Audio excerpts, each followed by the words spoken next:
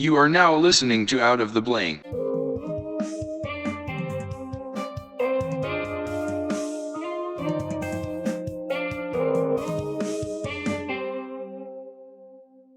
Welcome to another episode of Out of the Blank podcast. I'm here with Mike. Mike, how do you say your last name? Symonds. Okay, so that's very simple. I was taking that a lot farther down the road. So, Mike, what do you do? What do you do professionally? Because already so far you've helped me out in just setting up this way of us being able to connect through an audio app called Zoom. Professionally, I work in the engineering and machining field. Doing what?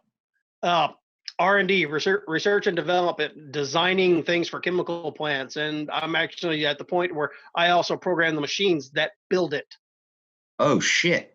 Yeah. Well, tell me a little bit about like some things that you work on, some type of, I guess, the daily routine of doing these type of research and development in the chemical field. Daily routine is I get a customer or at one of these chemical plants that comes in and they're like, hey, we need to do this, or we're modifying something.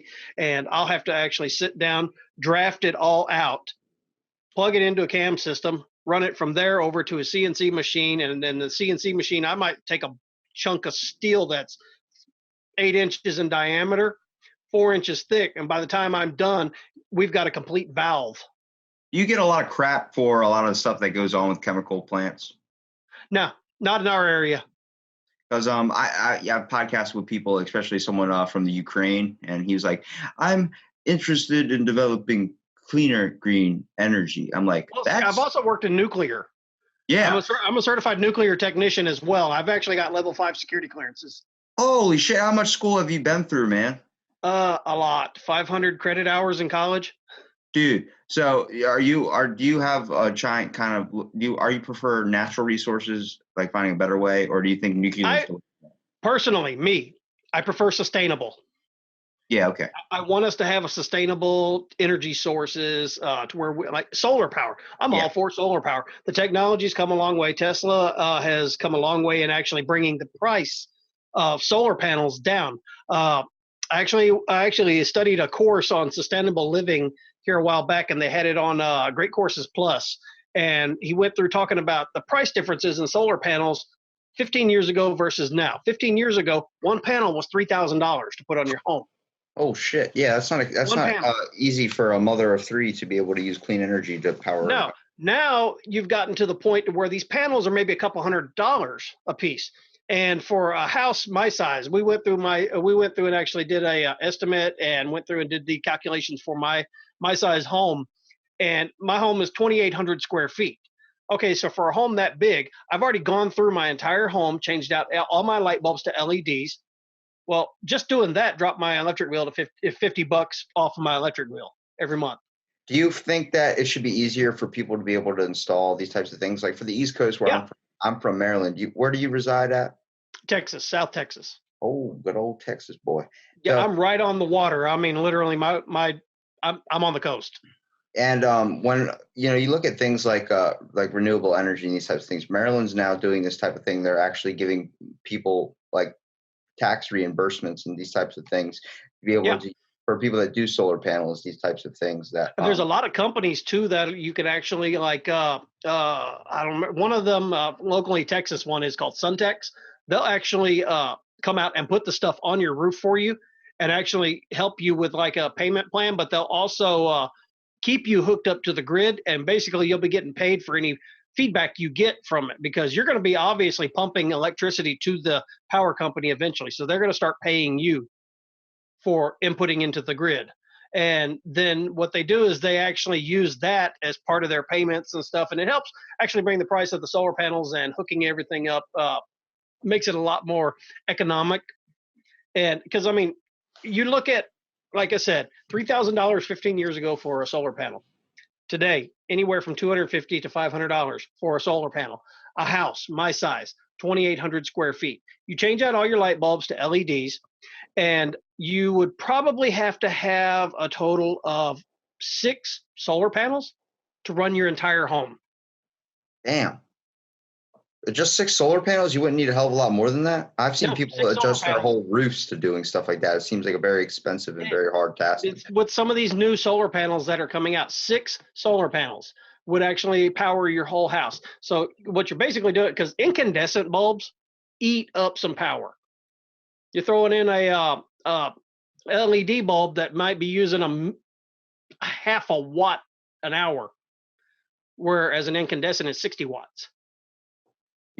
Just letting you know, like you explaining this to me is making me tired, just because the fact that you had the capability and the wantingness to kind of learn this type of, especially difficult field that seems like it kind of brings people's eyes to a glaze, and kind of like you're not understanding what the thing is. I mean, how many times have you tried to explain to someone they're truly not getting it? I mean, I live in South Texas. You try to explain this to anybody down here, and they're like, "We need oil." What are you talking about with the electric fancy panels of light? Or Obama. That global warming's Obama. Is that common down there? I mean, is that really like that? Is Texas really like that? Because you're explaining to someone who's you're explaining to somebody who has never been to Texas, never experienced these types of things. And my justification is that everyone is a cowboy and has a horse. And I can tell you just by looking at you right now, there is no way that that's true. And I think majority of the people around here got their Wranglers and their cowboy boots and cowboy hats, and I'm all like, yeah, screw that. I've traveled all over the place. I've been to all 48 of the continental U.S. states. I dive deep into cultures. Country music makes me vomit. so I can't do any of that stuff. I mean, so yeah, I guess you could say I've been educated. Yeah. I've gone to college. I've looked at the data. I mean, we're even talking like, well, we can talk about what conservative versus liberal or Democrat, Republican versus Democrat or whatever. I kind of fall in the middle. Now, there's some things maybe that currently I'm heading more left right now because of what's going on. But I see a lot that needs to change, and a lot of people are just basically in denial. A lot of these people that are on the right won't even look at climate change. Won't even look at the data. They don't believe in global warming. They won't do anything like that. I've seen a polar bear on fire, so you can't tell me global warming is not real.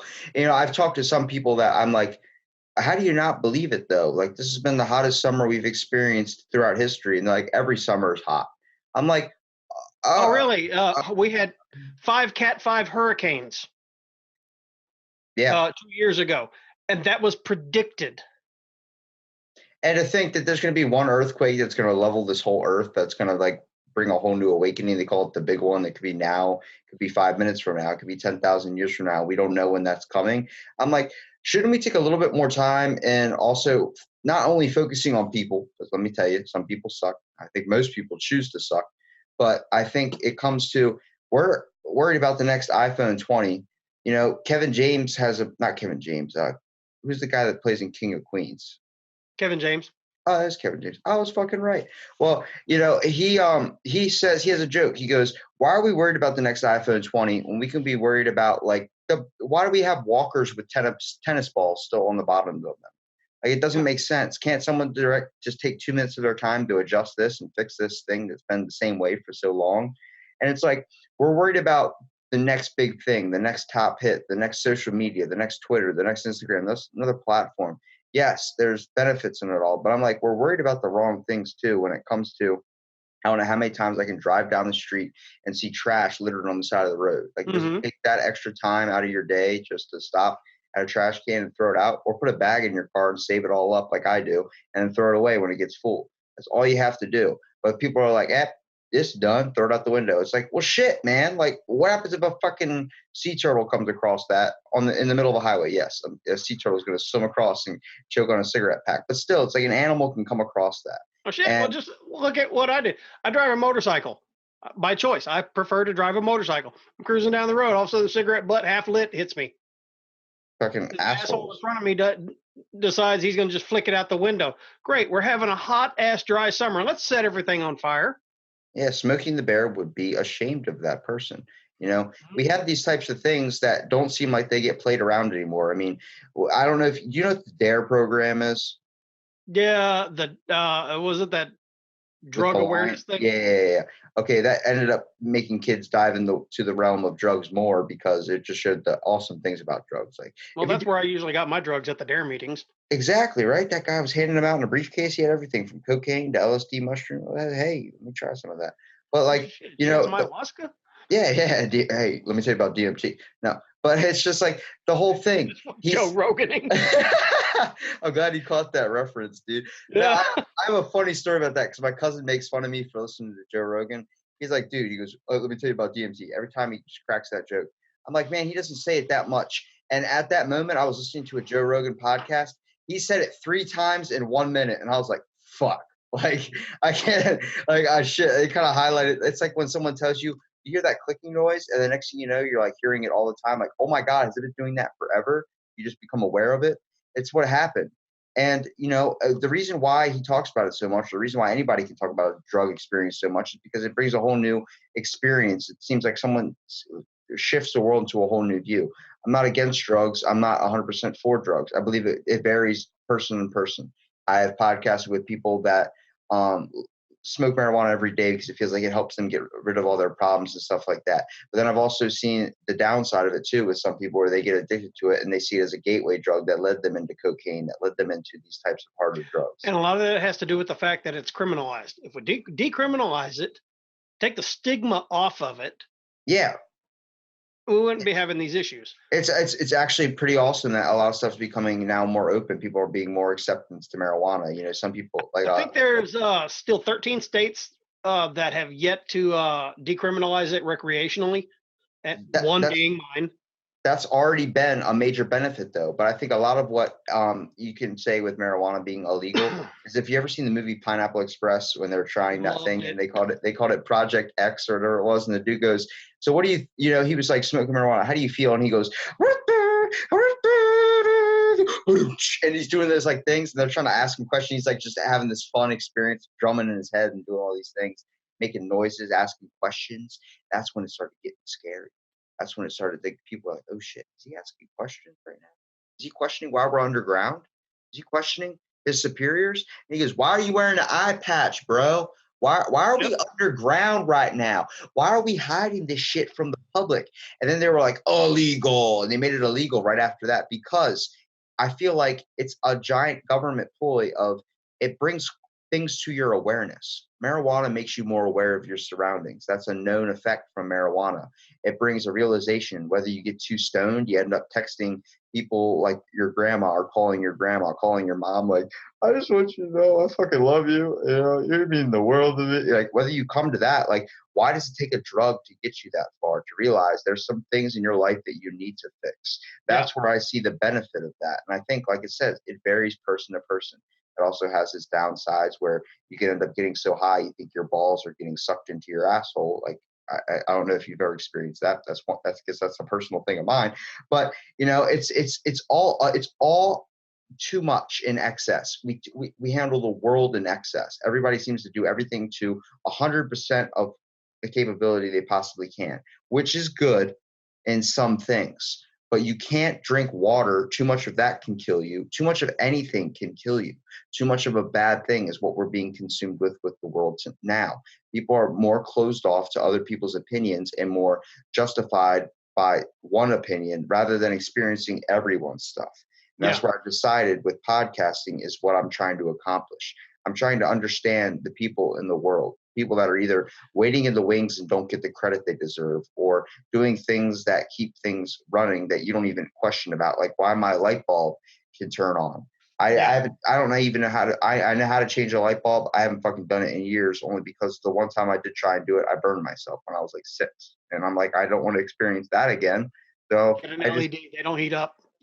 And and it's like, but the whole thing is we're making adjustments and corrections based on people and experiences. And I think if you close yourself off to one view, whether you're watching political news all the time, I don't know if you've ever heard of mean world syndrome, but it's the reason why in retirement homes they have their TV locked on a certain channel that bases on Jeopardy or Wheel of Fortune. That's not because they love seeing Bob Barker or Drew fucking Carey all day. You can only get so much of that guy. But at the same time, it's because if they start looking at the news, all they have to do is sit inside their house all day because they're literally sitting there like like waiting for the end. They've already lived the life, and whether they achieve something that they did or not, it's called mean world syndrome. The news, all these types of outlets play this bad source. I actually had to take a break because of all the shit that's going on right now in politics and stuff. And I'm not one of these people that where it's like, oh, I'm only going to watch CNN or I'm only going to watch this. I look at all the news medias, compare them to like BBC, Al Jazeera, and stuff like that, and all these other ones. And from when you bring them all together, you can actually kind of start to see what the truth is. You can see which one is being more biased towards this side of the story, which one is being more biased to this side of the story. Well, I did that for the longest time, talked about it a lot. And it got to a point where I found myself becoming angry quite often. So I was like, you know what? I'm done. No more. I've turned off all my news feeds. I haven't looked at any of the news that's going on. The only news I see every now and then is, did you hear what Trump is doing now? No, I didn't. I'm not. I don't even care. That piece of crap will be out eventually. So I'm not. Let me guess. He tweeted some shit and then something happened. He tweeted some shit, lied about it. Everybody believed it, and we're here. We are again. I feel like before, where it seemed like the only two things you never want to bring up at the dinner table is religion and politics. That's become to the point where it's just religion now. Everyone's so open to their mind on politics and stuff, where it's like, hey, I feel like on a sense or a sinus test or something, where you have to, you circle a little box, white, black, whatever the hell you want to circle, other. I don't know what the hell that means, but the whole idea, like, there should be a box now that says liberal, conservative, whatever the hell you are, because now that's what they go by. That's their flag they fly under. Yeah. It's just like how it turned into religion, where religion was seen as, are you Catholic? It's like, why, when I asked your name, you introduced yourself immediately with, I'm a liberal. Like that's going to affect me. You're not a liberal. I don't care. Yeah, you're not a liberal. You're not white. You're not black. You're not whatever. You're a person. And I'm going to make my own justification on you based on my experience with you. Someone can go and tell me Mike Symonds was this weird guy, or people who live in Texas say, that boy does not dress like us. He is from another culture, another environment. Or they do the Hank Hill. That boy ain't right.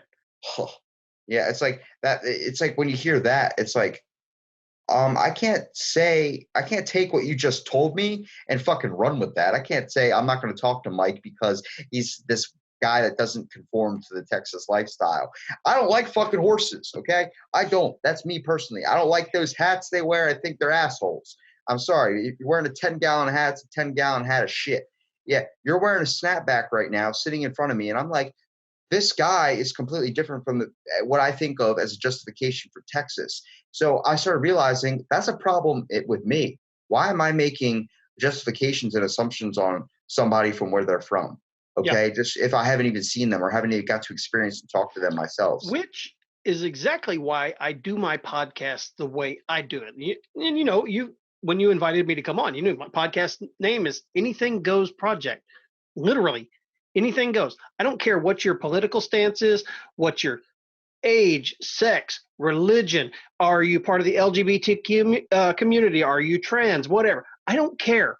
I want to bring you on the show because I want to hear your story, because something you say might change my mind about something. Exactly. And it's not only more experience and knowledge for yourself, it's a way of creating a content or something that someone out there might pull from it. I've had somebody listen to my podcast and be like, dude, it's a form, or even be on it and be like, it's a form of therapy. The reason I started my podcast was my buddy calling me drunk on his roof, about to jump off because he realized that his whole life's been controlled. He's lived his life in his parents' view, his idealistic. This guy was baseball star, freaking parents, like he was seen as the teacher's pet. Like everything was going to be lined up for him the rest of life. This guy was going to be whatever the hell, 401k, fucking bam, bam, bam, hot ass model wife, all this type of shit. And he was just like, fuck, I don't want to do anything I want to do, And I'm like, well, what do you want to do, man? It's 2:00 in the morning right now. I've tried to get some sleep, but I'm not going to end this conversation until it's done, until we feel like we've come to what we've come to. And next thing you know, 2 hours later, he's just like, I just want to be me, man. I want to affect the world environmentally. I want to be able to change things. I want to work on the ecosystem. And I'm like, okay, then do that. Then fucking do it. Every step you take should be in progress of your own goals and your own achievements. At the end of this life, you can't say I lived the life, or you can't say I made it through life. You have to say I fucking lived it. And Yeah. you can't just be like, I lived it in the idea of someone else's view of what I should do. No, you need to make your own justifications and classifications on what you want to do, whether it's from a tattoo, whether it's from something that you want to even piss off. Yeah, it's why I mentioned tattoos. You have them. And I'm like, A bunch of them. it's like once you mention that, that's just an expression of who you are as a person. And I don't judge you based on your looks. A lot of people see the tatted up dude all over, like nothing off on his body is skin anymore. It's just all fucking tattoos, ink everywhere. You know, he leaves no spot left untattooed. And I see that guy. I'm like, I don't see a person that's scary. I don't see a person that has something wrong with him mentally. I see a person that has a story to tell, has a life, That's and has. exactly what I was fixing to say. I want to know your story. Yeah, man. I mean, I walked the boardwalk in my local town. If you look up Ocean City, Maryland boardwalk, it's one of our popular attractions here. It's 20 streets, about 2.5 miles of just nothing but wood boardwalk that you can walk with carnival games, all these types of things. Yeah. Like it's basically Six Flags, but all down these streets.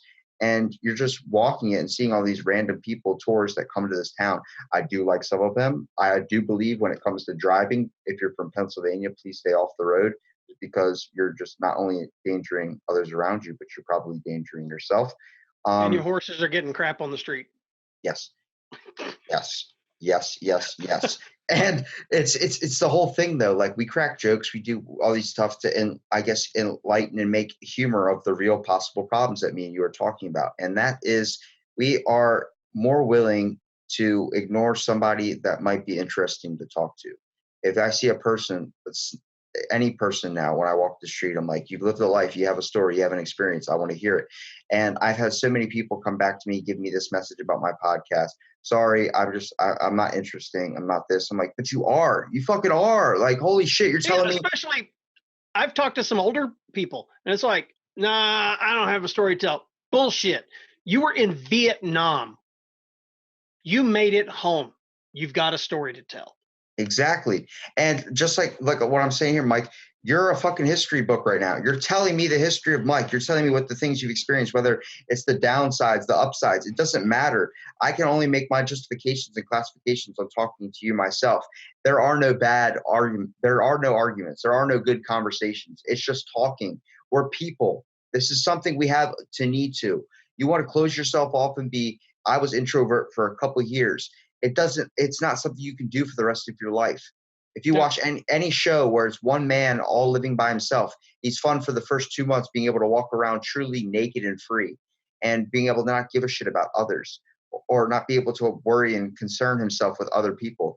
But the fact that we're all worried about showing who we truly are, what we're truly inspired to do, or what we even find to be an interest in ours, just based on the classifications of what other people are going to think of us. Like, that's a fucking horrible life to live. Why would anybody want to live in that type of world? And that's the world we live in today. We're built on a rocky foundation. Yeah. I hearken it to this. You see the people that they think that image, they have to present a certain image because that's the way society is going to see them. The people that go to church on Sunday mornings, they're dressed to the nines and everything. And it's like, I know you outside of that. That's not you. Yeah, I saw you the other day doing a Jello shot off that stripper's stomach. You're telling me you're Jim from accounting that goes to church every morning and blesses the Lord and Savior. Well, let me tell you, the Lord and Savior last night was a girl named Cinnamon. And you did blow off that hooker's ass. Yeah, it's like, but like that's the real people, and we're so afraid to show the real us. It's a common statistic now that relationships end in the first year or first 2 years, a new marriage, because the person is hiding who they truly are until they finally get married, and then they're like, "Oh, this is the real me." Like, wait a minute, this is the real person I married? Like, she's like, yeah, that's why my wife and I, before we got married, we lived together for almost a year. Yeah, you got to know those persons. Are they messy? Are they dirty? Are they where we live at? Southern Baptist community. Oh, what are y'all doing? Y'all are married. Y'all aren't conforming to the style that God proclaimed to us. Well, guess what? We're going on 24 years marriage now. It seems like it's working. And it's the funny thing is, everyone's like, I'm going to love her forever and for the rest of my life. Bruh, it fades. It fades, man. I'm pretty sure you probably understand. It takes work. It's not only just keeping the relationship interesting, But for someone like you that's been married for 24 years and it works, you have your ups and your downs with this person. But that's like that with fucking family too. It's so hard to work with anybody but yourself. You know what I mean? It's so hard to, because you're the only one that thinks like you do. You're the only one that has the experiences of what you do. But you have to realize that's a thing. You're going to have your arguments. You're going to have your downsides. You're going to have times where you want to fucking turn the ceiling fan on and throw this person right into it. You're going to have those moments that you're just flustered to the floor. But then you realize that's just something that's going to pass too. Much like how love fades in a way, that effect, the first 3 years is that time period that you truly, truly love somebody. And then it usually just fades away. And it's all about finding someone that you are comfortable spending the rest of your life with. Someone that you don't mind waking up to and being like, hey, do you feel like doing it tonight? Not really. About kind of tired. finding somebody that you can be friends with too. Yeah, it's a lifelong commitment to a friend, basically what you're saying. Yep. And I have a theory about that. You talked about it, like the 3 years, you start getting that fading out, and then you get that thing they call the 7-year itch. I have a theory about this. I've studied biology. And in studying biology, you learn that pretty much every cell in the human body is replaced every 7 years, is replaced by a 7-year period. Also, every month, your kidneys and internal organs you're basically brand new every 7 years. You're not the same person that you married. Yeah, exactly. That's my theory. And you know what? If you take that and realize, holy shit, that makes it feel like I'm diving out of the realm of cheating on my wife. I'm not technically cheating on her, but she's not the same person she was 7 years ago. Oh God, I just gotta wait till that 2-year mark from now where she'll be a whole new person. Then I can start calling her Carrie. Maybe get her to dye her hair a different color. Start turning into a little bit of a guy like that. But when you start looking at things of that sort, when you start changing your perspective on simple things like that, it creates a newfound experience, a newfound something. We all can't stick on the same lifestyle for the rest of our lives. As much as we find it comfortable and we find like this is what we want to do, but it only lasts a few years.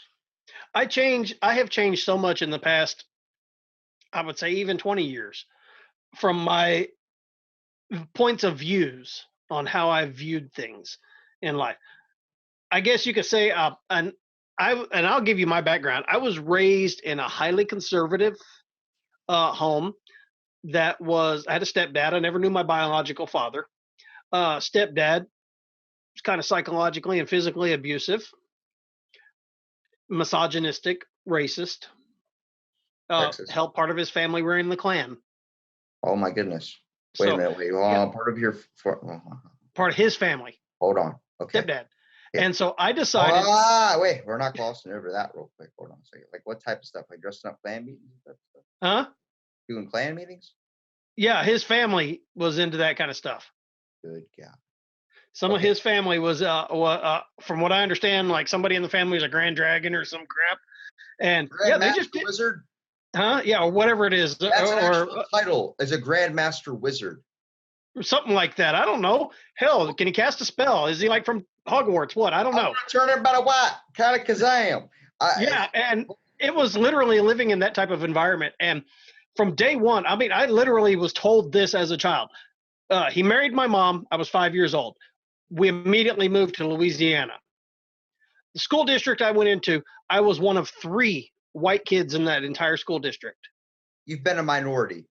Yeah. And so the advice I was given by my stepdad was, when you get out on that playground tomorrow, you grab the first person you see and you beat the hell out of them. You'll get their respect. And you'll let them know you're in charge. And I was like, what? The fuck is wrong with you? I actually have an option in my life right now I have a choice on 2 colleges. One, all white campus, Salisbury University. It's all they have a legit Starbucks on campus next to a Panera Bread, next to the whitest things you can possibly think of. And then I have the option of choosing an all-black school where I would be going to school for free, being a minority. And I said, I'll take that option. And they're like, why? And I'm like, you don't want to feel comfortable? I'm like, what the fuck is comfortability? I'm not experiencing anything. I work at a hotel during the day where I'm the only white kid on an all black and all Latino staff. Okay. Yeah. And you look at it this way. We're all human beings outside of just this skin. We're all the same. We bleed red. We all have the same muscle structure. We all have the same skeleton. You take a skeleton from an Asian man, a white man, a black man, a Russian man, or whatever, and you just take their skeletons and set them side by side. You can't tell me who's who. Exactly. You can do an X-ray and you can't tell who that is. And the fact, if you look at it in that light, it changes your perspective on things, which I think a lot of people are just closed and viewed onto one side. Whether either it might not be the fault of them, just maybe how they were raised, and it's just that's all they know. When I made a choice at that point. I was not going to be like that. I decided, nope, that is not how I'm going to live my life. I actually moved out of the house when I was 16, and I've raised my kids to be caring, loving, no matter what your sex, religion, creed, anything like that.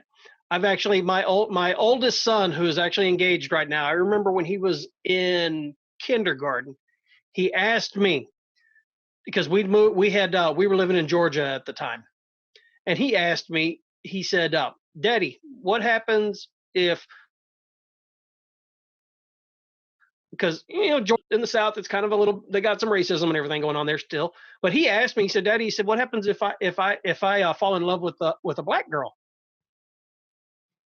And I'm like, "What do you mean?" He said, "Can a white boy marry a black girl?" And I went, "Yeah." Dude, I've been at fault with that too. I mean, past couple of girlfriends I had have been biracial or something like that, and I'm like, no, my wife is Native American.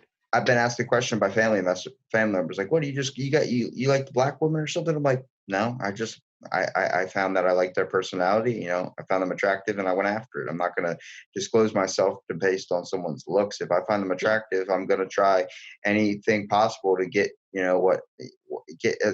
just even interest myself with just having this experience with this person. Yeah. Just having that connection and that human experience.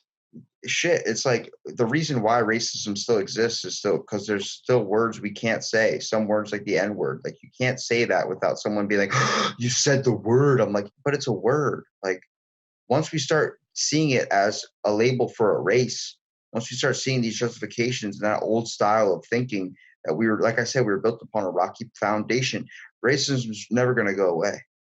Once we start having classifications and census tests and types of things that we have to check a box just to describe who you are, there should only be two options in that category when it asks who you are. It should be person or robot. Like that's the only classifications we should have.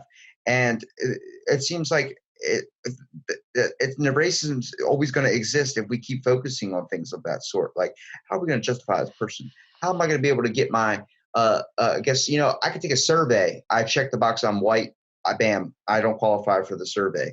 What the fuck? Like, what do you mean I can't qualify for a survey? I'm trying to get extra gems in my game on freaking Clash of Clans, and I can't do that because I don't qualify for this damn survey. So I have to lie and say I'm Latino, that's 46 years old, that has 30 kids, that makes over $6 million a year. And then that qualifies me for the survey? What kind of logic is that? And what real person does that? Maybe Mark Rubio.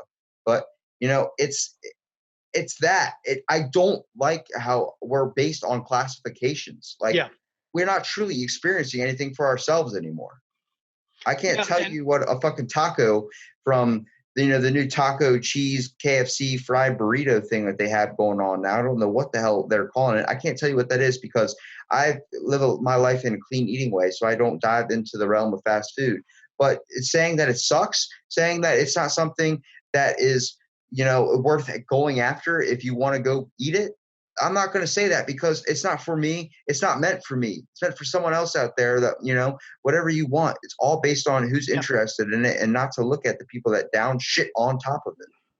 And that's why we do this podcast, change people's minds. Tomorrow, I've got an interview with a young lady who is Muslim, who's coming on the show. She is now she's publishing her first book on women's empowerment. Damn. So she's coming on the show tomorrow, and we're going to have a conversation about it. Half the people I know in my community wouldn't even sit down and have a conversation with somebody who is Muslim. I'll just say that. They'll sit down and talk to somebody who's Presbyterian, Catholic, or whatever, but they won't sit and talk to somebody who's Muslim. That's not even just in where you're from or where you're living at either. That's with people everywhere. We're not willing to accept people just based on classifications that we style our life by. You know, a person is a and then person. in August, I've got a Jewish rabbi coming on. Woo! L'chaim. That's my So people. there we go. That is my motherfucking people. So I And- mean, there we go. I mean, if you've actually go through, because if you actually go through my whole podcast list, you'll see such a diversity of people and backgrounds. I've got people that have worked in the medical field. I've had people that are in the STEM technologies. I've got people who are up and coming authors. And then podcasters. I've interviewed other podcasters. I do a thing that's called a podcast collaboration. Yeah. I've actually got a Facebook page called Podcast Collaborators. And you come there and it's like, hey, cool. We're going to connect our two shows. We're going to do a show. You release it on yours. I release it on mine. Boom. There we go. Dude, I'd love to collaborate with you one day. I mean, you're helping me here in my podcast. I'd love to help and just be on yours, dude, because I can already tell from just not even 5 minutes with talking to you that you're a good person and you understand things. You understand that this world is a world living in, if we look at it in that light, if we look at it and change our perspective and be able to try and understand. That's all we need to do. There's only one thing to stand. People are like, we need to change. That's not true. And that's not true. It's exactly what I've taught my kids. And I can say this, I've actually taught my kids that their entire lives. So my kids have actually my two oldest ones are actually in university right now. My oldest one has one more year left. And both of them are in a field that can be used to better humanity. My oldest son is getting his degree in evolutionary biology. Damn. My second oldest son is starting his second year of theoretical physics and mathematics. You know, if you try to describe that to somebody in Texas, your neighbor, Clark, he would be like, what? Oh, even just telling them that my son's doing evolutionary biology, oh, I didn't come from no damn monkey. You're right. You didn't. Your ancestor did. Yeah, and exactly. And if you try to explain that to him, be like, are you one of them atheists? Are you one of them? Are you one of them people? Are you one of them? There's no pork on Sunday type people. Let me tell you something. You ever seen the movie The Nightmare, or not The Nightmare? What's the one with Seth Rogen, the Christmas movie they did? Damn, I'm trying to think of the name of that one. I don't think I've seen the Seth Rogen movie. It came out like a couple of years ago. It was the something before Christmas, the night before Christmas. No, I haven't seen that one. Well, they have these things like they adopt a new tradition every year. It's with James Lovett, and they adopt a new tradition every year. It's three best friends experiencing the same thing over and over again every Christmas, spending time together. You know, me and my buddy do the same thing. We add something new to each other every single day. You know, or not every single day, but every single Christmas. He bought me a Christmas sweater that has the Jewish star from that show. It's a giant Christmas sweater with Jew stars all over it and the Star of David on the front. And I'm like, we add stuff and we create these little things. It's all about experiencing and having a life, being able to enjoy memories and creating them, whether it's with your family, whether it's with people. You know, we're so closed off. How many times you want to say, like, what was your life like? Well, I did this. I went to work and I did that. And it's like, what else did you do? And then in your head, you're thinking, fuck, for the past 40 years, all I've been doing is playing video games and doing really nothing else. I'm one of these people that I gave you a short bio so you could have it for the show.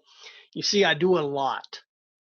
I'm one of these people that has a creative mind. I want to continuously do stuff, creativity. I want to create. I want to build. I want to make things. And I want to get out and experience the world, experience people, because I don't want to be that guy that's laying on his deathbed going, I shoulda, woulda, coulda. Yeah, you want to be able, like I've witnessed, you know, going into old folks' homes and trying to podcast with them. It's you're hearing history and a life that was lived in a whole new light, and everybody's story is different. There might be similarities between people, similarities between things, but everybody is experiencing something different from another. You see the world in a different light than I see the world. And whether we agree on some things and disagree on some things, it doesn't matter. You're experiencing something I'll never truly understand. The reason why I can look at a cloud and see an image, and you can look at a cloud and see a different image. It's the whole thing. The only reason I think people, we try and find things we can bond to, like certain hobbies and things like that, but you're not going to truly have the same thoughts. You know, what's going on in my head right now is not going on what's on your head. You know, Native Americans used to smoke peyote and these types of things to come to these spiritual group highs and experiences that they could have together to have something to connect about, where the thoughts kind of focus and line up on the same. But throughout everyday time, normalization, being sober and not having these types of things like that connect us in a way, a realization pot, for example. If you don't smoke pot, like me, I don't smoke pot, but I've seen what it does and I know what it is like to be on it, to experience the world in a connection with another person. And when you have a connection like that with somebody and these types of things, it not only creates a memory, but it creates a bond with that person forever. And it gets a better understanding of the world. Yeah. My bulldog just pushed open my door to my office. He's right here. He wants to be involved into the podcast. Yeah. Well, he's 120 pounds of can push me over if he wants. Go. Dude, I used to have Newfoundlands. I know what you're talking about. Yeah, he's the breed that almost went extinct in the 70s, the old English bulldog. He's not the little short squatty ones. Yeah, the ones we have now they're not even meant to be around. That's a creation of man. That's not. Yeah. Well, he's the breed, the grandfather of those breeds. Damn. He is huge. He's 120 pounds. His paw's as big as my hand. Yeah. Do you know the difference between a purebred and a mutt? A mutt is doing what they do naturally. Yeah, well, the whole thing is a purebred is something that's been bred. It's basically it's a factor of inbreeding. When you say purebred, you should think inbred. It's bastardized. Yeah, it's the whole idea that they're not letting them breed outside of their type of species. They're not letting them breed outside of their style or whatever. Give me just a second. I can still hear you talking. I'm going to close that door so he doesn't bring the other one in with him.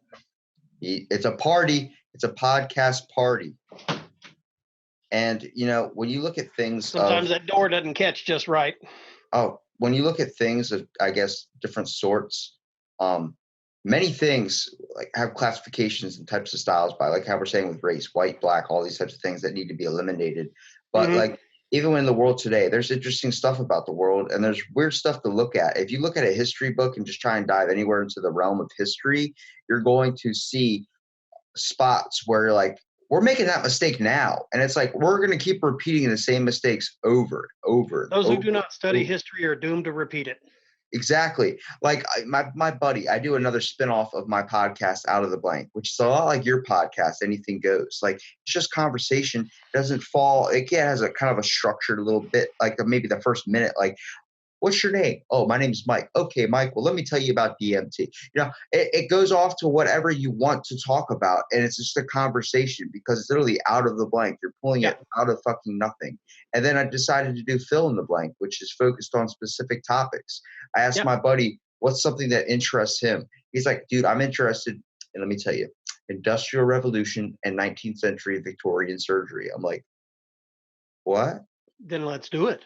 I'm like, all right, let me give me like 2 days. So I go to look up everything about diversing into this thing that I have known nothing about. Start learning so much about history. Do you know there's a person as a doctor actually that was on Joe Rogan's podcast, which is where I got a lot of my information from too, which helped out in a way. But Dr. Lindsay Fitzharris, she wrote a book called The Art of Butchery, and it's about a famous surgeon named there's Joseph Lister, the guy that they named Listerine after because he helped basically revolutionize the medical field by actually cleaning off his utensils after he would do surgery. And then I don't know if you know anything about Robert Liston. Name sounds familiar. He is known as the fastest knife in the West End. And the reason why he was given this title is because he could perform a surgery that would take hours for some doctors in a matter of minutes. And that was the whole appealing effect of having a surgeon back in the Victorian times because they didn't have any anesthetics or any of these types of things that would get it knock done you quick out. and over with. Yeah, so like you're gonna chop my foot off. Well, I don't want you taking fucking forever. I want you like a Band-Aid, rip that motherfucker off. Let's go. I got diabetes. I ain't got time to waste with worrying about my foot. And he's also known to be the only surgeon in history with a 300% mortality rate. Now listen to that number, 300%. He killed 3 people in one surgery. Because being known as the fastest knife in the West End, he was moving so quick, he chopped a woman's foot off. She obviously bled out, and which happened most of the time. And also was moving so quick with his utensils that he sliced his assistant with the knife and also chopped off one of his assistant's fingers. So he killed, let's say, a spectator, he killed an assistant, and he killed the patient. 300% mortality rate in one surgery. He's the only person to be known to do that. But he was also the type of person that he would let you know, I'm coming to your house in 2 days. I'm warning you, I'm coming to your house to do this surgery. It's going to happen. So I'm giving you time to prepare and spend as much time with that foot before it's gone. And the person would be like, okay, cool. Then people would not answer the fucking door. They'd be like, I am not letting you in my house. I'm sorry, I'm not ready. It's Tuesday. Can we do this on a Wednesday? And he's sitting there, nope, come on, open it up. I'm serious. And he was the type of person, he was 6'2". He fucking broke down a door. There's evidence in a document of this. He broke down a door. A dude ran through his whole entire house, hid in the closet. The dude chased him all the way through his house, opened up the closet, grabbed this 200-pound man, threw him on the fucking kitchen room table, and chopped his foot off. Said, nope, it's happening. Because that person ended up living a life, ended up living a better life. He was like, look, what's going to happen is going to happen. If you die after this, then you die. But you're going to die anyway. Take the shot and opportunity, that 0.2% chance you're going to live and get an extra experience. I guarantee you that dude was happy for it. You know, he might have been pissed off that he had to walk with a cane for something, but that's just an example. If you look at history, there's things of this sort. You know, mysteries, whether it's government conspiracies, Area 51, flying saucers, the idea that our whole space program was developed by Nazis. Did you know that? Yeah. Actually, it was because we incorporated a lot of the Nazis from Germany when after World War. Operation Paperclip.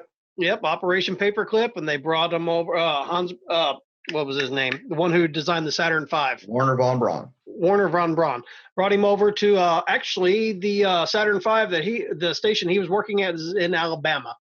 I've been there and looked at the rockets that are there. And I've been accused of being a conspiracy nut. And I'm like, I did not start researching conspiracies and government projects until the one podcast off Joe Rogan with having Alex Jones on again, where he started saying a bunch of stuff. I'm like, what the fuck? That was a train wreck. yes. I agree with that. But I started like taking bits and pieces of what Alex Jones was saying. Like, what's he talking I can say it's a train wreck because I know Alex Jones. I've met him in person. He is like that in person. I have a feeling he is. He seems like some guy that's real. Yeah, and he is. As much as he talks about spraying the crops and making the frogs gay, I don't believe that one. But I am open to learning more about it. And I decided, let me take bits and pieces of what this guy is saying. So he starts talking about something about psychological warriors, about creating these Jedi forces of goodness and power for the military and these types of things. I'm like, what the fuck is he talking about? And then he says, men who stare at goats. Have you ever seen that movie, Men Who Stare at Goats? I've actually even read some of the paperwork on it. That's based on a real government program. And it literally happened not even 20 minutes. Operation Pegasus was also part of that. Exactly. Operation Pegasus was a program where they were trying to use ESP to pinpoint Russian naval subs. Remote viewing. Yeah, remote viewing. That's what it was. And you look at that, and I'm like, I saw this movie, Men Who Stare at Goats, in theaters with my grandfather because he has a fascination with George Clooney, and also who's that one fucking guy that's in all those karate movies that is like bloated as hell and can't even lift his leg above. Steven Seagal. Yes. Holy shit! I can't believe you guessed it too. And you said bloated.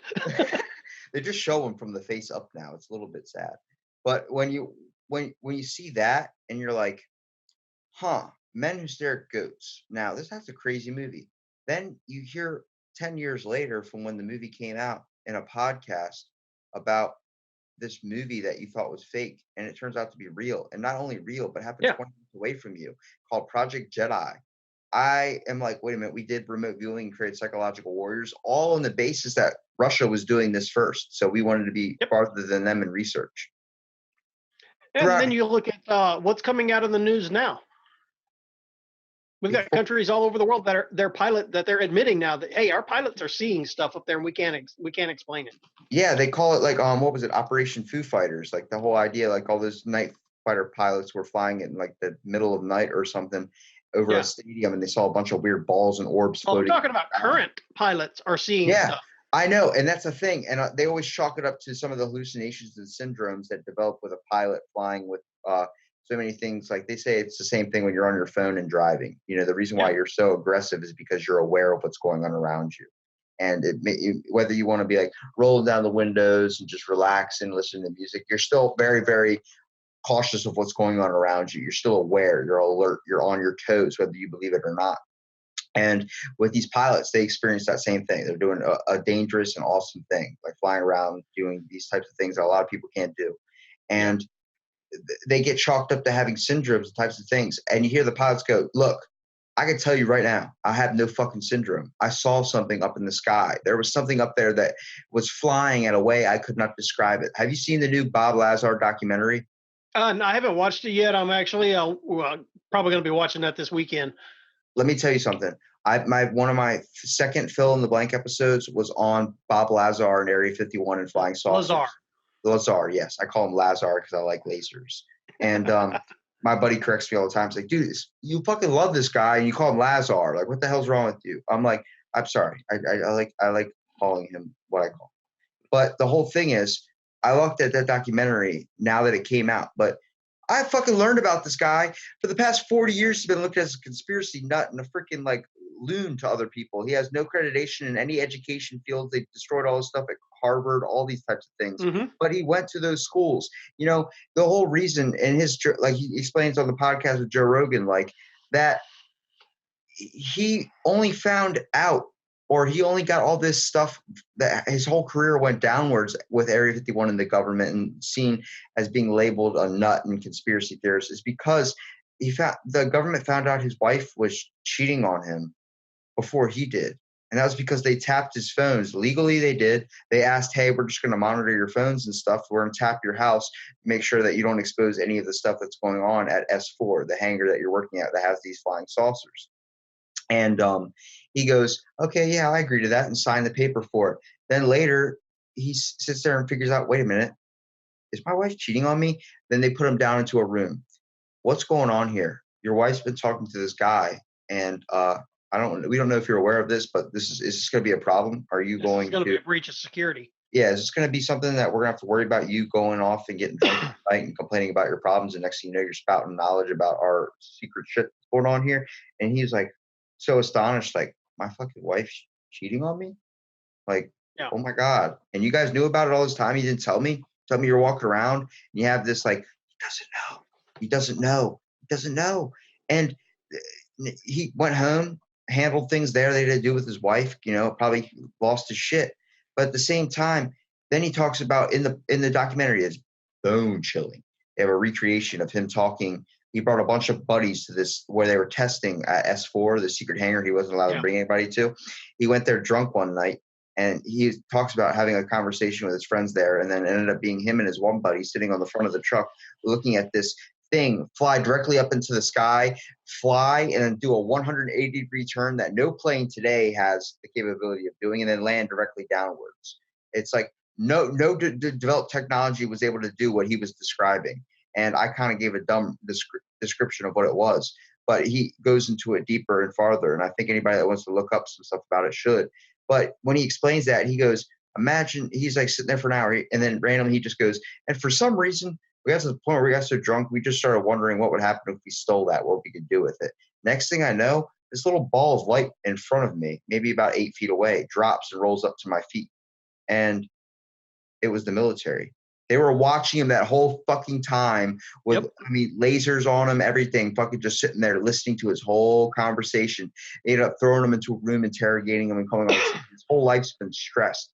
And now everything's coming out in the news that he was just, he was lying to everybody. He was doing all these types of things. And it turns out his whole story's a hoax. He didn't really work at S4. He was just a fucking liar looking for attention. And I try and explain, like, to my own family that are sitting there saying, dude, he was proved as like he was wrong. He just did it for attention. I was like, and yet people were able to actually go pull documents and find documents that weren't destroyed that showed he had the clearance to go in. He had a badge. He was actually working there at one point. And he exposed real shit. Yeah. And you hear that, and then it's like, but do you not know what's going on right now? And they're like, what do you mean what's going on right now? I'm like, do you hear not about the petition for 660,000 people that are going to be Naruto running up to Area 51 just to get inside of it there? And they're like, I watched an Air Force briefing where they were trying to explain what a Naruto run was. Yeah, and it was like you're sitting there, and it's like the reason why is like the one person that went to Area 51 got shot. Bob Lazar came out saying that there's no alien technology at Area 51, so all these people don't lose their lives. You're telling me the government's going to let 660,000 people just run into their training base and see all this stuff they're working on, whether it's aliens or not? Maybe there's not alien stuff in Area 51. It's probably somewhere else. But the whole idea is, first of all, you have a planned attack of what you're going to do on this day. And the government obviously fucking knows about it. You tell me they're going to keep all their shit there that's alien that you want to find all the secret shit. It's fucking moved already. It happened day fucking one. And Yep. you're sitting there saying all this type of shit like, oh, we're going to storm, we're going to find the answers. It's like they're not going to let you. They're going to beat the shit out of you. They're going to fucking shoot you. They're not going to let you I had a theory that would work better. I thought it would actually work better. I mean, if we were looking at the pros and cons of it, if I were the government, I would say, okay, great, y'all come on, meet them at the gate. Okay, it's $50 a ticket to come in. Okay, profit. And then they're like, what? Yeah, it's always been this way. Like you're willing to show us into the Area 51? Like, yeah, you want to see the dark shit we're doing? You want to fucking corrupt your own mind? $50 a ticket, bring it. Yeah, it's like you're just going to fund our new project. Everyone thinks, even I am at fault with doing this. I think the government's keeping a lot of shit that should be exposed. The fact that the documents, the 500 missing files of JFK, those JFK assassination files and case files, 500 of them were released to the public in December of 2017. And the fact that Donald Trump still kept 50 something articles still confidential and not for the public eye. The fact that you can look up Project Sunshine, I don't know if you know what that is, but the whole idea of testing radiation on people's loved ones without their permission and doing all these types of things with passed over loved ones. And it's like, you hear that, you go onto the CIA website, it's all right there. It's all information you can read, all the real articles, all the documentation. We have a Freedom of Information Act for a reason, the 1975 Rockefeller Commission or the 1795 Rockefeller Commission, the whole thing. There's these arts and acts and declarations that expose information, but it's 20 years after the person that was involved with it is passed away. So they're not incriminated. It's supposed to be in 2017, all of the documents for the assassination were supposed to be declassified. Yeah, and we still documents. But 50 of them are still. That's because the president decided that maybe he decided like, hey, the government, they shouldn't know about this type of shit, I mean, since you want to talk about some of the weird stuff, I mean, I've actually had to help with the UFO investigation. What? Yes. Well, explain that. Don't just leave me hanging.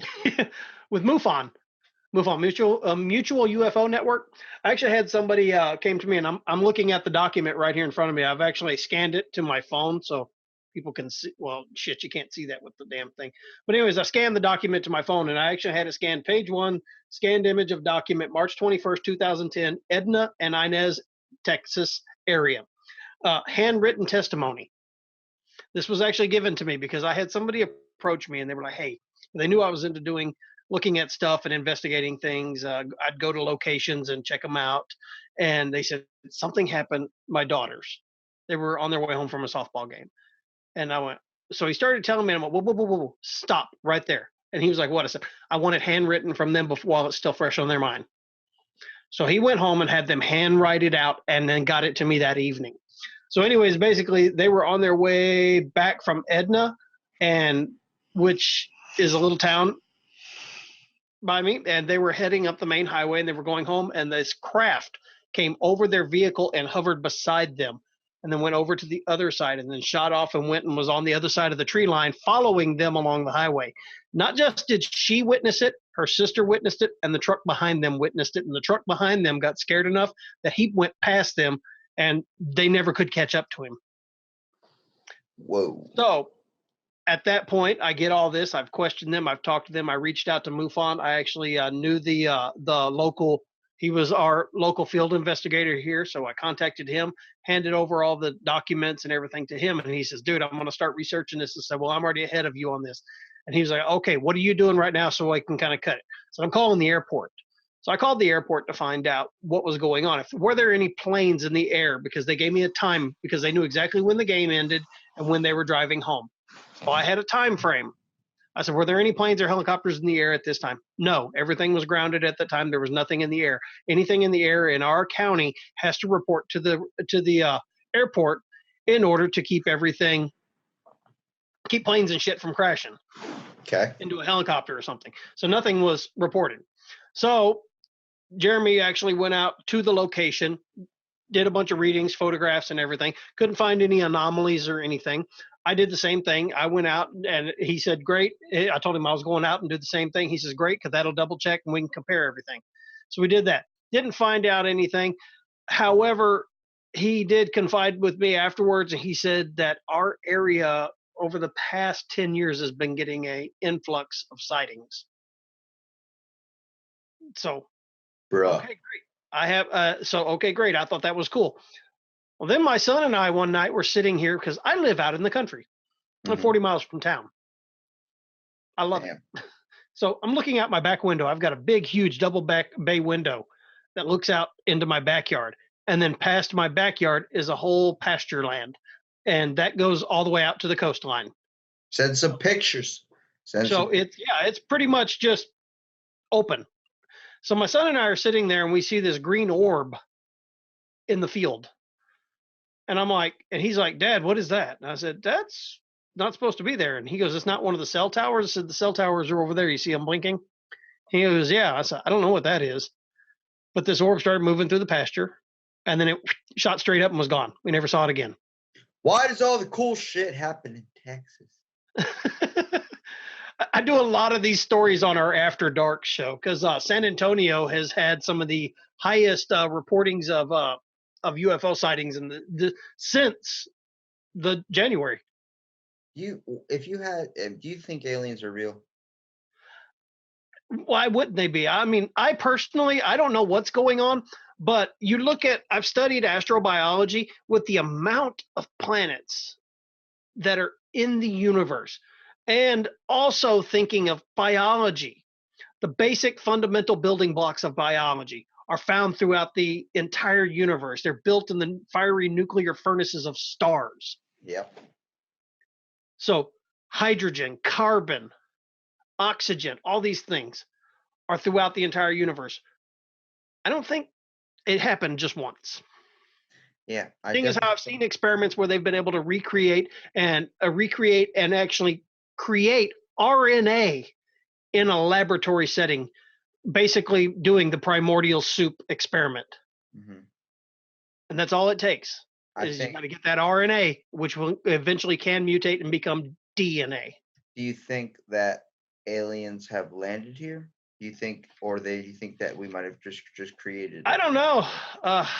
There's a lot of shit that we can't explain. There's a lot of hieroglyphics that can't be explained that depict certain. I'm not going to go full ancient aliens here because I actually shaved my head so I don't look like that guy. Everybody says I look like him when I have my hair. But I think there's questions that need to be answered. So I can't say yes or I can't say no because I've researched and gotten into so much UFOs, paranormal activity, just looking at these all different things. I'm the guy that they bring on investigations who's the skeptic. I try to find a scientific explanation for something. Somebody brings me to a house and they say my house is haunted. Why is your house haunted? Well, we hear noises in here all the time. That door over there, we can walk through it and leave it open and it's going to close on us every time. Well, I'm the guy that's pulling out a level and putting it on the door. Yeah. Yeah, your door's not level. It's going to close every time. Why are you questioning the mystery I find? So I've actually rehung somebody's door on an investigation. Look, I fixed your ghost. Yeah. However, I have gone and done investigations, and actually I have the audio clips pulled up for us. Dude. I've actually gone on investigations and caught shit on video and audio that I can't explain. There are things out there that we don't truly know or have the capabilities of understanding. I think it's all about what we perceive and all what we choose to believe in. You can be closed off to anything, but I think the fact is you have to explain it to yourself. The whole idea, like Bigfoot, I fucking hope he's out there. I hope there's a guardian of the forest that's walking around, just scaring the shit out of people and beating up people for eating his beef jerky. I freaking hope that's a thing. But then it comes out in history like it's not one person. It's not one creature. It's a species. It's a hominid. It's a Pithecus or something. No, it's Gigantopithecus. Gigantopithecus. Like you hear that and you're like, oh shit. Then you hear, Australopithecus was found in Africa. That's Lucy. yeah, and then you start hearing things like Yeti, you know, hearing that as being a species and all these types of different types of monkeys or different types of things. It's not out of the realm of possibility. Concerning that with the cryptozoology, that whole thing, people see that as like, oh, that's just fake science. I'm like, no, it's kind of not though. If you think about how many species are still undiscovered in this world, we know very little about space. We know very little about Earth. We know very little about our brain. We've explored like 10% of our oceans. Yeah, they estimate that there is still 9 million something left undiscovered species. And when you think about, there's over 1,000 species being discovered every single year, and the fact that there's over, I think they say it's 2.2 million left to be discovered on land that they estimate, and they say that it's 6.8 million left to be discovered in the seas itself, because 75% of the water on our Earth is still left undiscovered or uneven explored. The fact that they found have you ever seen the documentary on Netflix, Dino Fish, a 600 million year old fish that lives in the coast of Africa? They thought extinct, and they found it again. Yeah, and the whole reason that was because the Somali pirates down there were throwing dynamite into the waters for fishing and blowing up their homes, where it disrupted their ecosystem and hit them at a level where deep down into the ocean, time is completely different. It's literally like you ever seen that movie Interstellar with Matthew McConaughey? That was actually a really good movie. I enjoyed that. Very awesome movie, but it fucked me up for 2 weeks. I couldn't understand what was real anymore. And you hear that, and I'm like, holy shit, Matthew McConaughey's in space. We got to fucking save that guy. And they're like, it was a movie, right? I'm like, dude, I'm telling you, there's no way. I don't know. Well, do you want me to play this clip for you? I've got 4 clips total. 2 of them are unedited, and then 2 of them are just what we heard, isolated. I'm not going to tell you what I heard. I want you to hear it. All right, go ahead. Okay, so here's the first clip. Let's see if you can hear it. And it should be starting now.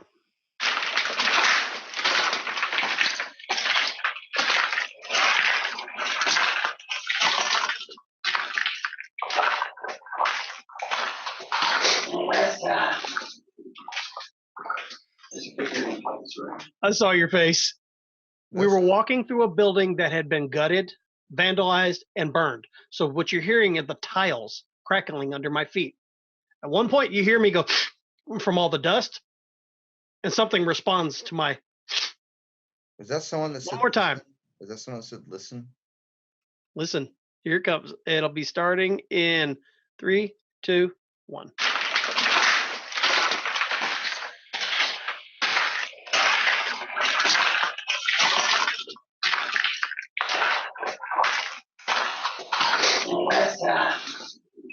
What? Fuck. I'm sorry, dude. Did you just see me turn around and look behind me like something was behind me? And I'm like, there's a fucking wall behind me. This thing behind me is a fucking wall. There was 3 men in that building. Dude, that scared the shit out of me. It sounded like a woman just said, "Listen." I'm like, what? Like, hold on a second. And here it is isolated so you can hear it again. I'm going to play it a couple of times. Dude, my legs are already.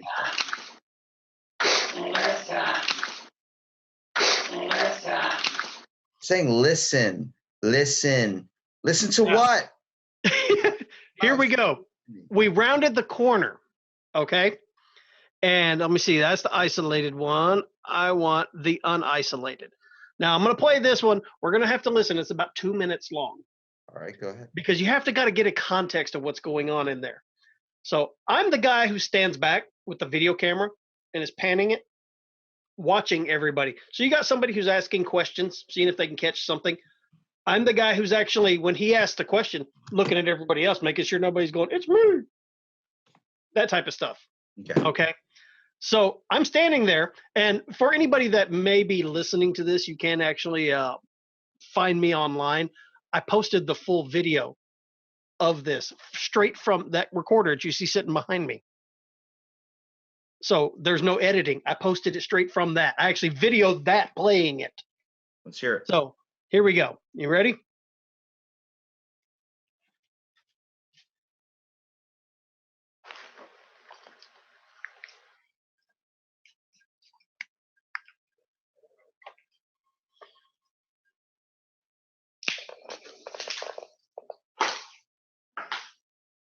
Who was growling or what was growling earlier?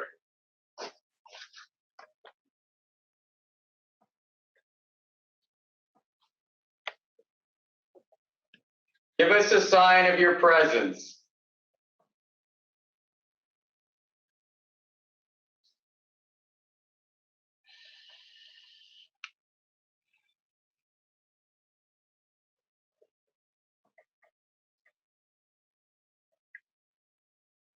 Are you upset because people keep entering this building?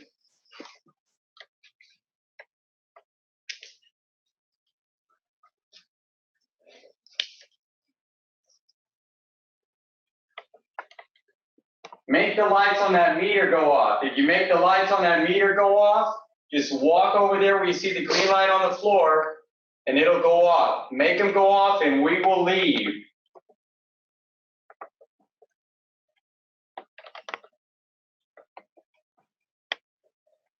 If you don't make them go off, we're going to stay.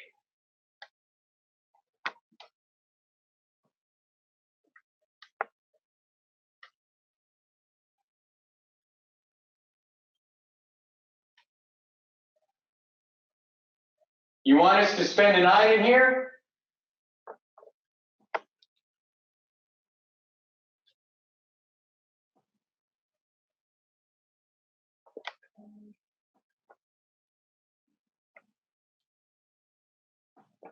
Who are you?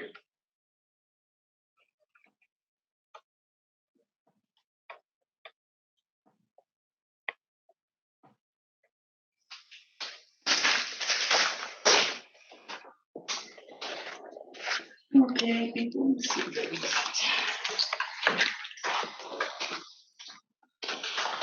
I love watching people's faces when they hear that the first time. I don't know what's real anymore. It's the whole idea. Ron White had a really funny story about ghosts. He goes, whether you believe in ghosts or not, he goes, let me tell you about something. I lived in a place where there had this ghost that they said this the upstairs is his, the upstairs is their territory.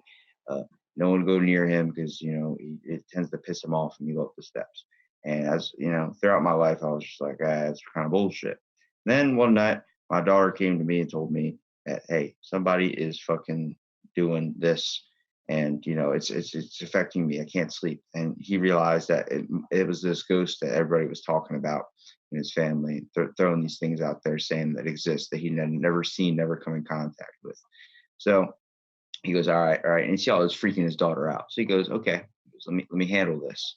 And he walks over. He goes, ghost, let me tell you something. You come around my daughter, you come around anybody in my family again, you fuck with them. You keep your shit, I keep to mine, but I swear to God, I'll punch you right in the fucking mouth. And she was never bothered again. And I'm like, there is something out there. And whether you want to take his story and his comedic explanation, you can probably look it up. It's probably way better than I explained it, but you hear it, you hear that. It's like, much like a radio has multiple frequencies, there are people out there that have experienced abilities, types of psychic abilities, types of maybe another sense or a type of awakening. Some people can see colors. Some people can do these types of things that their brain and wires get crossed that are different. And you think of you as being on a frequency right now. Right now, between me and this camcorder and you, there's a little invisible little frequency or think of a line, invisible, just drawing straight into either my voice or doing something like that. There's wires from my phone that are beaming up into the sky. There's all these things going on around us that we're not able to perceive because it's on another frequency. Hard to think there's not a spiritual or type of maybe leftover plane, a type of another alternate, dimension or something. And this recording that I caught is the prime example of something I can't explain. The skeptic in me wants to say it was somebody else in the room. There was nobody else in the room. We knew for a fact there wasn't. It was just me, Steve, and Joe. And I'm going to hit just the isolated. Okay, people. Did she say, okay, I don't want people to see me? Or I can't really tell exactly. The first part of it is, ooh, baby. We know that part. Play it one more time. Okay, people. She said, okay, people want to see me. What'd she say again? it's either okay, people want to see me, or okay, you want to see me. Play it one more time. Okay, people. Okay, people want to see me. That's what something like that. Okay. But like I said, do you agree that that is a female voice? Yeah, she sounds hot. Ghost hotness. Yeah. Maybe she's a succubus. I wonder if she wears a sheet. Well, that particular building that we were in, that we were getting reports. That's the reason we went there. The people that were working there, there's another part of that building that is still in use. That part was vandalized and gutted with fire. It was like a dual building complex. The other building, now they're starting to get activity in it. Shit getting thrown at people. Stuff coming up missing, moving, hearing voices, and all kinds of stuff. So we went out there and did this investigation. Well, we did the entire walkthrough. We had a big team on this one because it was 3 floors of this building we had to go through. We caught everything from babies crying, just all kinds of stuff, and that was caught on other people's equipment. This one here, we classified this one as a Class A EVP because it's not just one of those like what you'd hear on TV where you hear, oh look, it said yes. Barely can understand. This is an audible voice talking. Yeah. I think there's some ghosts or something, if there's ghosts out there that have a type of, power, or learn to kind of channel out their, away in a certain way, much like how some people on this earth have like type of another type of ability or type of seeing things that other people don't have, like a sixth sense. I think that might continue after your death. That might continue. Now, kind of diving into the paranormal a little bit. I have family members that have a type of ability where they say they can speak to ghosts, and I never truly believed it, and myself always thought that's horse shit, whatever. Then I started hearing things where I'm like, how the fuck do you know that? And how the hell, like for example, one of my family members was able to pinpoint the location of a girl who had passed away about 2 weeks before they found her body. And she was like, just woke up one night, was like, holy shit, this is where she's at. Gave the exact location, called it, told someone to call it in anonymously, and then that was it. And they found it at that spot. I guarantee you there are people like, that was the fucking killer. Now, whether my family member, I know them to not be the murderous intent at times, but I know them that they didn't do it, okay? But the fact that she was like, I had this dream. This girl came to me and said, help my parents find my body. And bam. She got an image in her head. She saw a side of the road, saw a thing like that. I've experienced waking up from a dream myself where I'm like, fuck, why was I thinking about a guy laying in a ditch in a river? And then, my mom comes to me the next day. Yeah, then my mom comes to me the next day. Hey, I'm wondering, just because it's common with females in our house, do you think that maybe you might have a type of ability? If I show you a photo, would you be able to, like if that person was missing, would you be able to like maybe feel something? I'm like, what? Like, I'm about to tear open a box of some Honey Smacks here. Like, what are you trying? Are you trying to mess up my morning? Trying to fuck me up all day? And she goes, no, just do me a favor. Just look at this photo. I'm gonna set it on the table. If you want to look at it, look at it. Walk by it. I'm like, whoa, that's that guy that I dreamed about last night. Like, that's weird. That's really fucking weird. Did that just come across my mind? Is that something I just ran across that person? It was just in the deep back of my subconscious. And I'm like, I don't know. He's missing, right? Well, check near like a stream, or not a stream, but check next to, like, I don't know, a gutter somewhere with a little bit of water. Like, it seems like it was kind of man-made a little bit. Next thing you know, they find the dude on the news. I'm like, whoa. Like, you hear that and you have that, and it's like, it definitely, I'm not saying I'm 100% like in belief of it, but like, I definitely think there's these weird things that you can kind of pick up sometimes. It's worth exploring.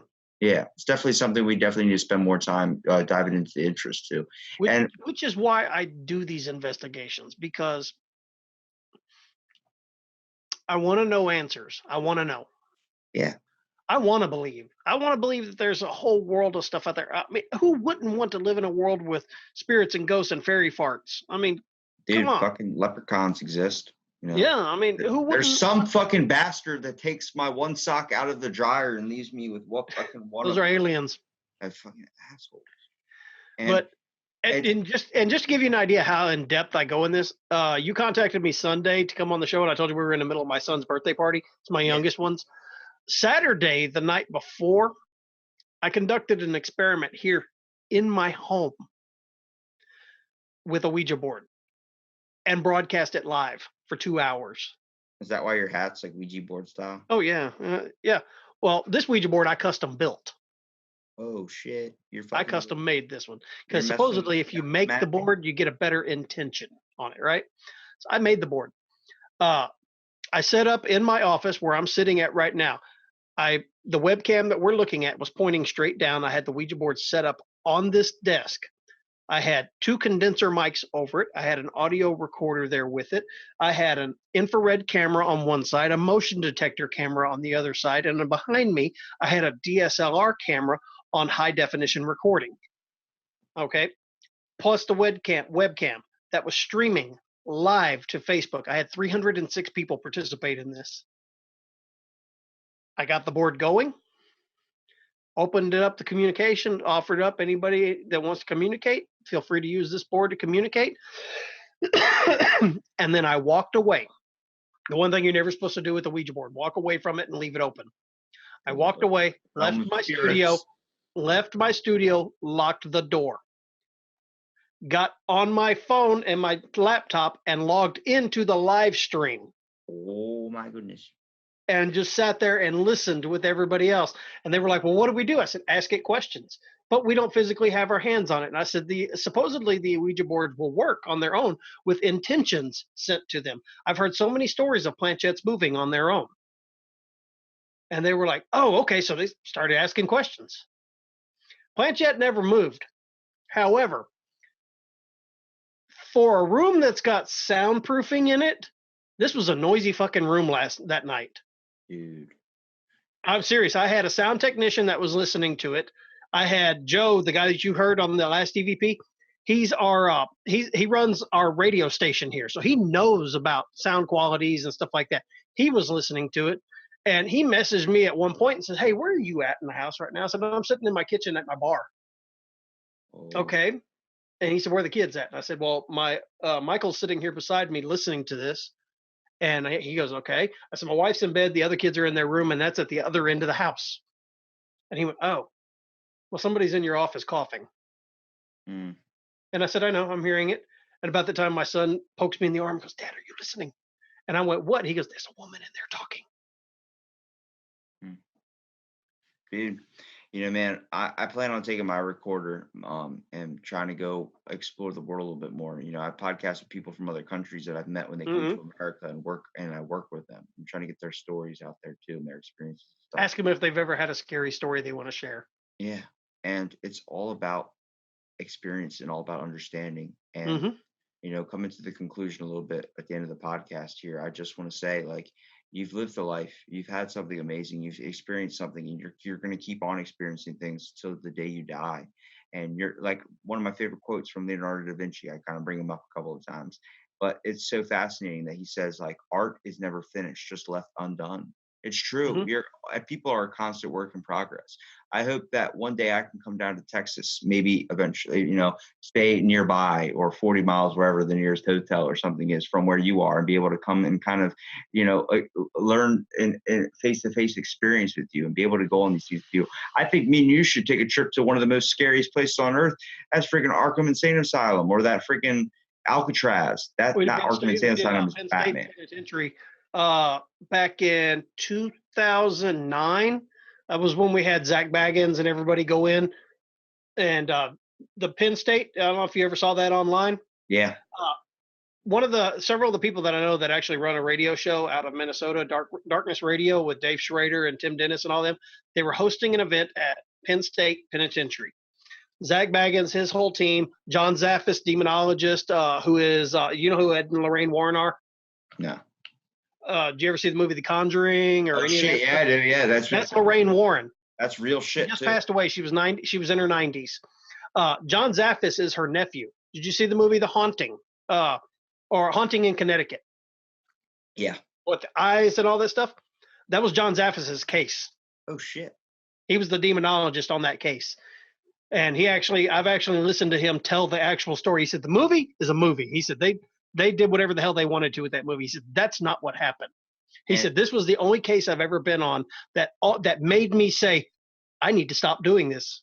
Well, everything It was, if they're going to make recreations of something Oh Hollywood. yeah. And he said Lorraine sat him down and said, no, this is what you've been trained for. You have to do it. This family needs your help. Yeah. And so he went in there and did it. But anyways, Penn State Penitentiary. I was still here in Texas, but I was one of the tech on monitoring. I was monitoring live feed videos and uploading them to the website and stuff like that. So I was kind of in the room too, because I was actually like, hey, pan that camera this direction. Doing that. We had people scratched. We had people bitten. Caught all kinds of EVPs and like just voices and stuff in it. One of the ladies, Stephanie, I know she had huge claw marks down her back and on her arm. It actually looked like somebody bit her, and you could see where there was a tooth missing. Let me tell you something. If a ghost has the balls to bite me, they're getting a fucking ass woman. Well, you probably don't know it. There may be one humping you right now. Dude, I believe there's ghost balls on my head right now. I don't know. Have you ever seen that? It's like it's that one movie. He was like they had a camera that could pick up anything and sees like a whole nother perspective. It's like putting a lens on, and next thing you know, you're able to see everything around you. And he's like, "Oh my God!" So when the camera's like, "Dude, there's a ghost with balls in your head right now." Like, what? He goes, "Tell him to fucking stop." He goes, I don't think he's gonna listen." And he's sitting there just holding it and like watch him is the funniest thing. But I'm like, it's hard to believe that these things are not happening right now. Right now, across from me, I can show you. There is a chair that I usually sit in to do my podcast to kind of talk to people a little bit about the thing. And they kind of sit on this couch I'm sitting on right now. It's the whole idea, like there could be someone sitting in that fucking chair right now, and I would never know. I've been sitting in here one time. Sometimes when I turn the light out, it gets complete darkness in here. I open up my blinds and I can see the bay and the ocean, all this type of stuff. And I like to do this and just listen to thunderstorms. Hell, even get my cousin in here and we just sit there and shoot the shit about life. But I've been in here in moments where this room's completely silent. Like right now, I have noise canceling headphones on. I can't hear a damn thing outside of this room or this conversation right now. And I can tell you, I've heard shit where I'm like, what? And whether it's, I work all day with a radio on my hip. So I sometimes get the common effect where I hear radio, like someone calling like, Robbie, like that whole thing, my name being called on the radio. You get that, your brain starts looking for that stimulus, like that ping on your iPhone or something like that. Yeah, like next thing you know, your phone didn't goes ring. off. Yeah, it didn't ring. And I'm sitting there sometimes and I'm like, I hear something say like, hey. You have a Zoom H1. Yeah. Carry it with you everywhere. Yeah. I mean, I basically do already. So that's one of the things that I do. I carry a cheap audio recorder, RCA. Reason I use this one is because it lacks all the filters that a lot of the newer ones have. I can get the background noise. I've caught so much crap on this. I'll just be sitting somewhere and I'll turn it on. And I'll just start having a conversation with myself while I'm doing it, right? Yeah. Plug it back into the computer and I'm getting answers to my questions.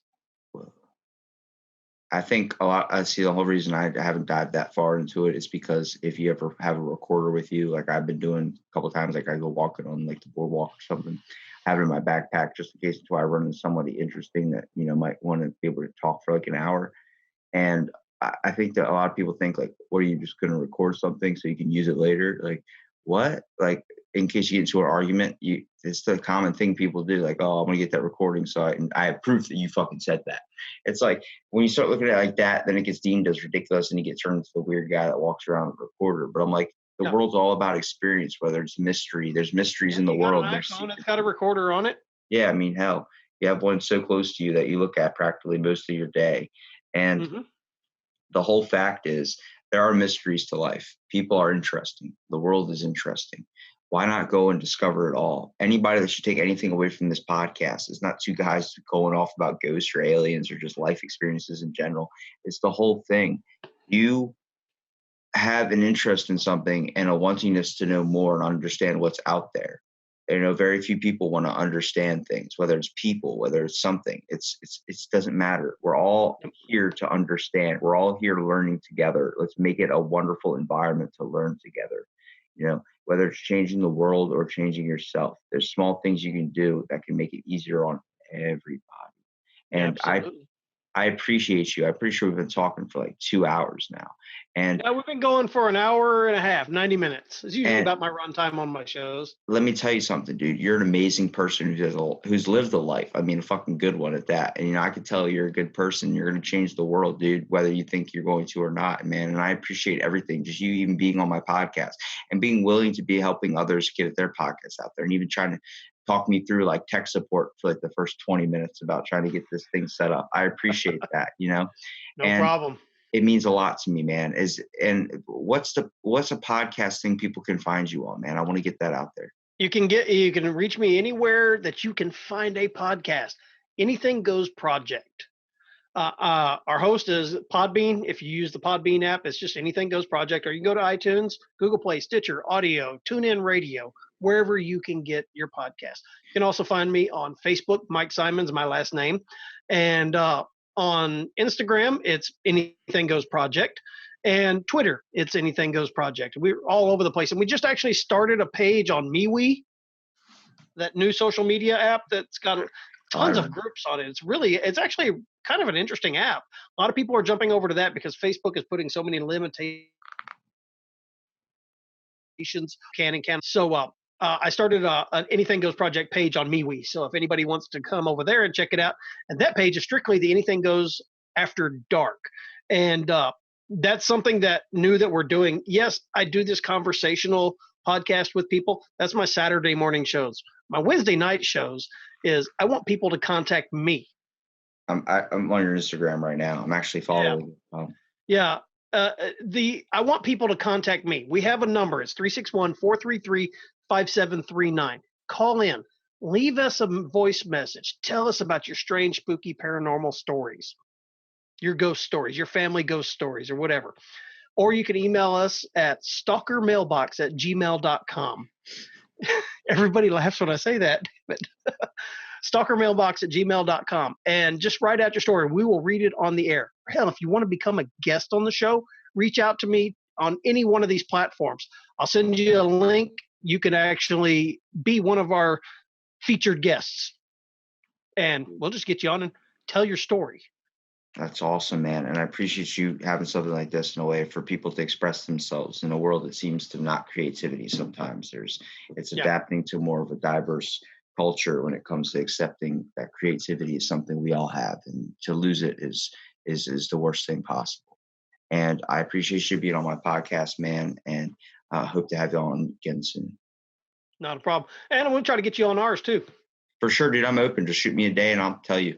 I'm down. No problem. Actually, I can send you a scheduling link and you can just schedule which day you're open.